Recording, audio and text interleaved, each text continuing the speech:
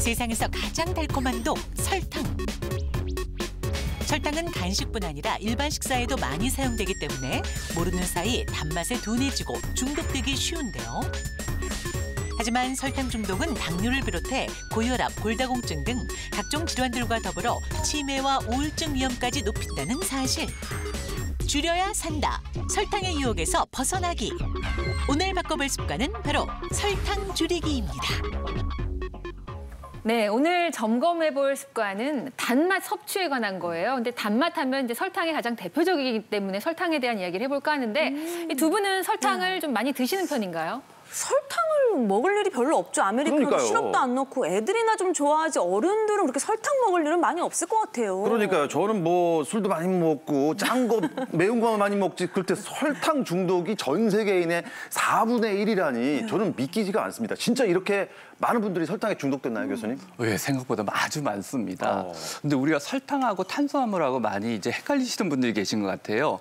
근데 우리가 탄수화물 말고 우리가 세계보건기구나 이런 데서 조절해야 되고 좀 금했으면 좋겠다는 게 이 설탕하고 가당과 같은 첨가당입니다.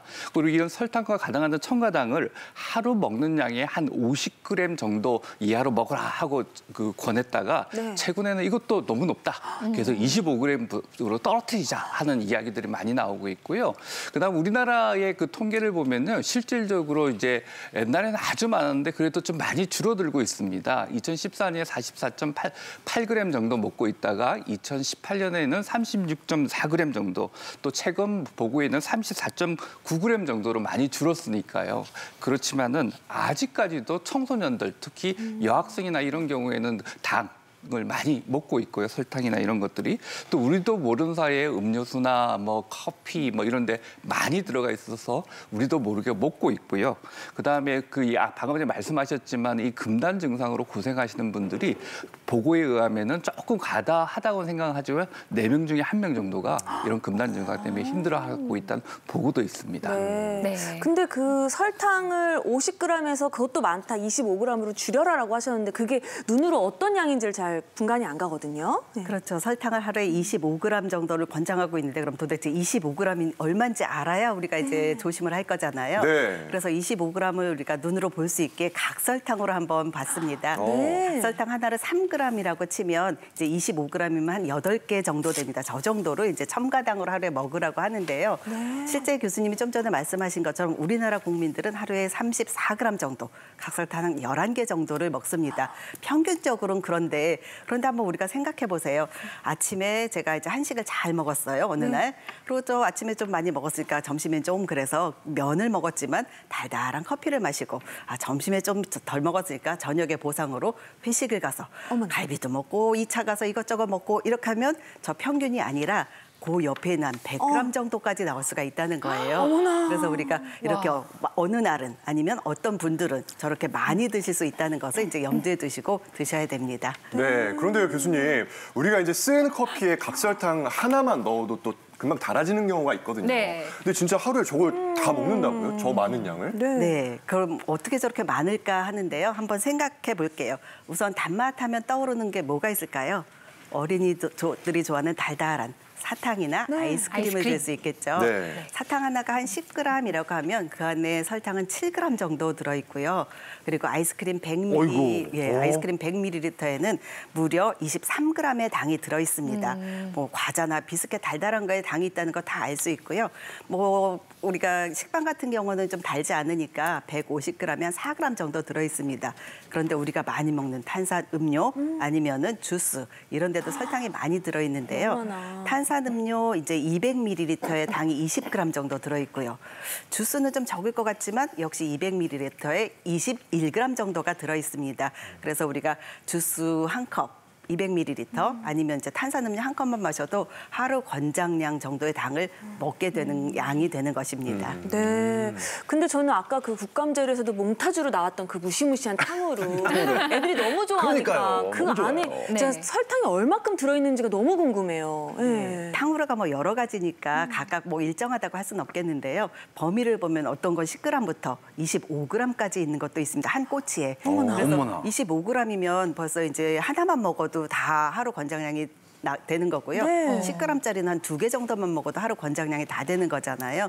그러니까 먹지 말라는 건 아니지만 양을 좀 조절해서 드시는 것이 좋겠습니다. 근데 뭐 보니까요, 보여주신 게 주스, 콜라, 아이스크림, 사탕 뭐 죄다 좋아하고 많이 먹는 건데 근데 뭐 저는 뭐 블랙커피 마시고 설탕 따로 안 먹으니까 좀 어깨 쫙 펴고 오늘 방송할 수 있을 것 같은데요. 큰일 났네. 건강한 사람이에요 오늘은 완전. 근데 오늘 주제는 사실 이제 아이들이 문제지 어른들은 크게 좋아하는 분야는 아니라서 왜 그렇게 보세요? 그러면 한번 여쭤볼게요. 박태원 씨하고 네. 김기환 씨께서는 울적하거나 기분이 좀 안 좋을 때 뭐 드세요?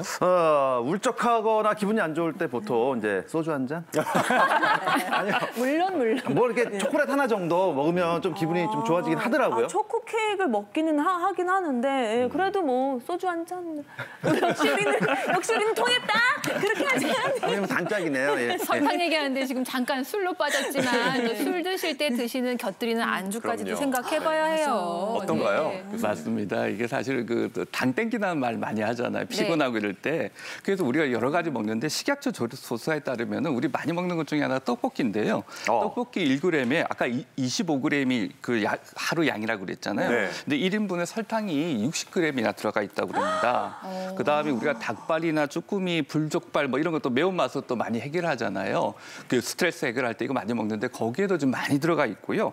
그다음에 냉면 좋아하시잖아요. 음식 먹고 나서. 냉면이에요? 네. 음식 먹고 나서 이제 입가심으로 냉면 한 그릇 먹고 먹죠? 하는 경우도 있는데 식후 냉면. 예, 식후 냉면 거기도 한 그릇 1인분을 먹는다면 거기에 31g이 들어가 있기 때문에 공고량을 이미 넘어갔네요. 넘었네. 뿐만 아니라 끝나고 나서 이거 이제 커피 한 잔 이렇게 먹어야죠. 달콤하게 하나 드시잖아요. 근데 커피 봉지 하나에 6g이 들어가 있으니까 그거 한 2-3잔 먹고 나면은 이미 하루에 필요한 양을 엄청나게 많이 채워버리는 거죠. 네. 끝났네. 박태원, 김경아 씨보다 오늘 사실 제가 조금 마음에 네. 불안함이 좀 왜 생기고 그러세요? 있어요. 왜요? 저는 삶에 지치고 힘들 때, 손발에 힘이 없을 때 꼭 먹는 게 있어요. 뭐요? 떡볶이 그리고 아이스크림. 영혼의 단짝이야. 먹으면 좀 기뻐지는 것 같고 힘도 나는 것 같고. 그리고 아까 방송 시작 전에 초콜릿 한 봉지 다 드셨잖아요. 아니 저기 세트 차리고 남은 게 좀 있길래 드시더라고.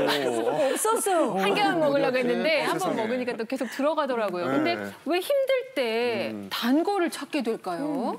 저도 힘들어서 방금 전에 얻어 먹었는데요. 제거 나눠드려요. 이게 먹고 나면요, 우리 뇌에 가서 기분을 좋게 합니다. 그게 우리 기분 조절하고 보상작용이라 그러는데 그런 작용을 하는 여러 메커니즘이 있는데 화면을 한번 보실까요? 화면에 우리가 음식을 먹고 나면은요, 혀에 그 이제 단맛이 들어오게 되면은 혀에서 이게 작용을 하면서 지금 화면에 나오고 있죠. 혀에서 이제 미각세포가 작용을 하고 나면은 여기서 신호가 쭉 올라갑니다. 그 뇌로 이렇게 천천히 올라가는데요. 저기 미각세포가 보이고요. 저 미각세포에서 자극이 되고 나서 뇌로 이렇게 올라가면은 뇌의 저 중추에 가서 도파민이라는 걸 분비합니다. 근데 도파민이 분비되고 나면은 이거 먹고 나서 굉장히 그 기분도 좋아지고 거기에 대한 보상작용이라고 하죠. 어떤 행동에 대해서 내가 기분을 조절하고 또 마음도 편해지고 여기 또 의존성도 생기는데요. 그런 의존성이 계속 반복이 되다 보면은 도파민의 이 수용체가 굉장히 좀 덜 민감해지게 됩니다. 그러다 보니까 점점 더 많은 설탕이나 이런 걸 요구하게 되고 그게 보충이 안 됐을 때는 기분이 떨어지고 우울해지고 집중력도 떨어지고 방금 전에 우리와 같이 무기력도 생기고 이러기 때문에 이게 그 설탕이나 이런 걸 먹고 나면 금방 이게 보충이 돼서 우리가 활기가 생기게 되는 거죠. 네.